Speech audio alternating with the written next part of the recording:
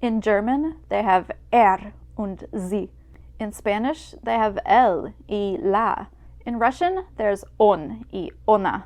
And all sorts of grammar constructs based on masculine and feminine, and sometimes neuter gender. Not in Basque. Hi, I'm Shanna, and this is Basque Berserk.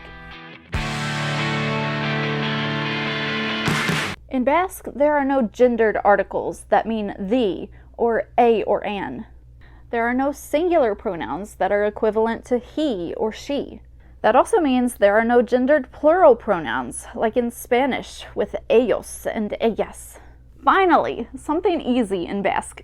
Instead, Basque just uses a demonstrative, which is ura, which loosely translates as that over there, specifically far from me. They also use the word bera, which means the same one, especially in the western part of the Basque Country. So how can you tell if someone is talking about a female or a male if they use bera and ura? Well, I guess it depends on context. You'll just have to be there to hear the name of whoever is being talked about. Maybe they'll use words like gizon, man, or emakume, woman.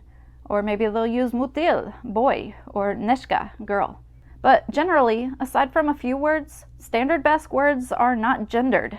Not even words normally indicating gender differences in profession, like actor versus actress, or waiter versus waitress.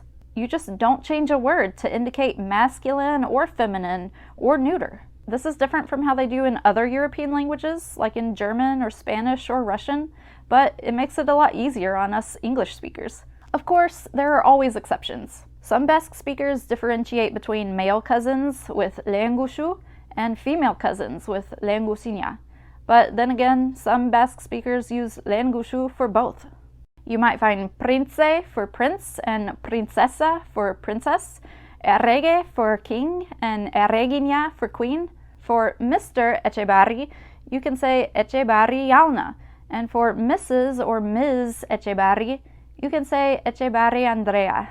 For specific words that do differentiate between gender, you can use gizonesko for male and emakumesko for female. And particularly for biological differences in sex, you can use ar for male and eme for female.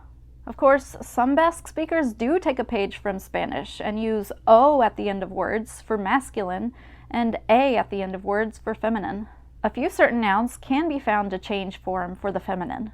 Errient or maishu for male school teacher versus erriencha or maestra for female school teacher. Basically, Basque speakers have their own ways of dealing with gender distinction in words. There is one grammar point that is generally distinguished by gender, though, and that is when using ika. E-H-I is a form used to denote second-person singular you. This has quite generally fallen out of use in Standard Basque, but it can be found still alive and kicking in some villages. It uses two different suffixes to indicate male or female. These suffixes are k for masculine and n for feminine. For example, euskara ikashi duk, you have learned Basque, when talking to a male. Or euskara ikashi dun, when talking to a female.